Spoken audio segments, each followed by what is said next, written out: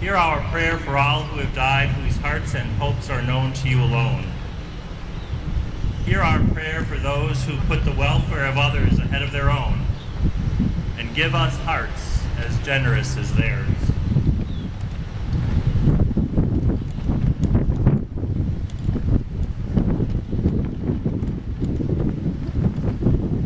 Hear our prayer for those who gave their lives in the service of others, and accept the gift of their sacrifice. And help us to shape and make a world where we will lay down arms of war and turn our swords into plowshares for a harvest of justice and a harvest of peace. Comfort those who grieve the loss of their loved ones, and let your healing be the hope in our hearts. Hear our prayer this day, and in your mercy answer us, in the name of all your created holy creation. And we ask all this in God's name. Amen. Oh,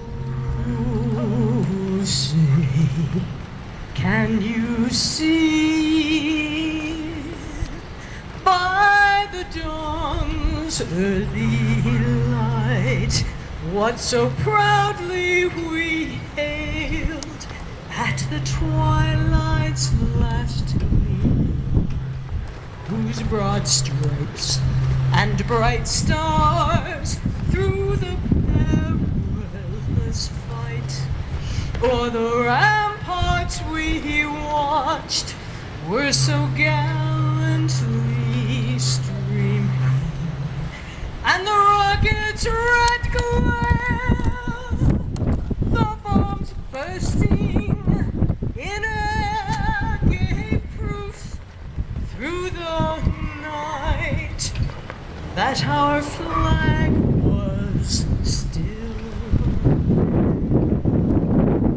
Oh, say does that star-spangled banner yet wave o'er the land of the free and the home of the brave? For thus be it ever when free men shall stand between their loved home and the war's desolation. Blessed with victory and peace, may this heaven-rescued land praise the power that hath made and preserved us a nation. Then conquer we must when our cause it is just, and this be our motto: in God is our trust. Then the star-spangled banner in triumph shall wave o'er this land of the free and the home of the brave. God bless America. Before I read those names of our departed, as I was having my morning cup of coffee, I caught something in the Sun-Times. I'm going to read you a brief part of a letter to the editor. On Memorial Day 9 years ago, my friend Major Matthew Schramm of Brookfield, Wisconsin, counterattacked 16 Iraqi insurgents who tried to kill everyone in his convoy. Matt rushed up into the ambushers, fighting back and calling for help. Matt died fighting, but not before he did what he set out to do: disrupt the ambush and save his soldiers. Matt always did everything perfectly. As a brother in arms and a competitive peer, I wanted to hate him.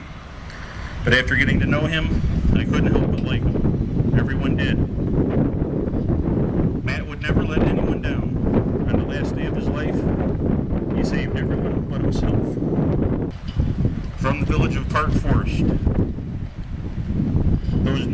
that have passed on into eternal rest, who on the last day of their lives fought to save this country. Lieutenant Colonel James Branch, Warrant Officer Rodney Davey, Corporal Terry King, Sergeant John LaBundy, Private First Class Gary McHugh, Private First Class Joseph Passavante, and from Post 1198, those that served this country and were able to continue serving after their terms of enlistment had ended are now passed on to Post Everlasting. Carl Dalkey, Forrest L. Gonzalez Sr., William Garcia, Cletus King, and Thomas Ormond. Thank you, folks. As we go forth from this memorial service, we take those names just read and hold them in our hearts. We remember all those who have died in service of this country and all the families that they have left behind, that they may all know God's peace and God's compassion. We remember those veterans who return to us, who still need our support and our care and our love. We commit here today that we will work for peace, we will work for justice for all people. And we ask this in the name of God. Amen.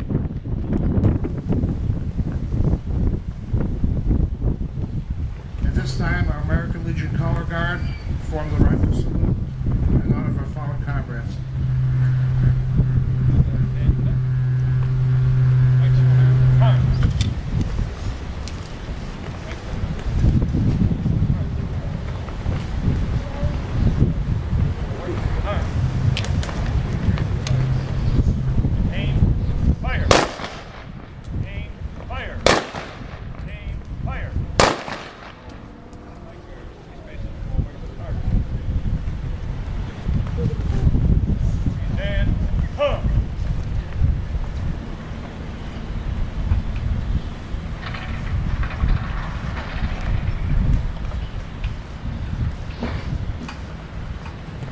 Flight Major Bruce Quintos of the Emerald Society of the Chicago Police Department.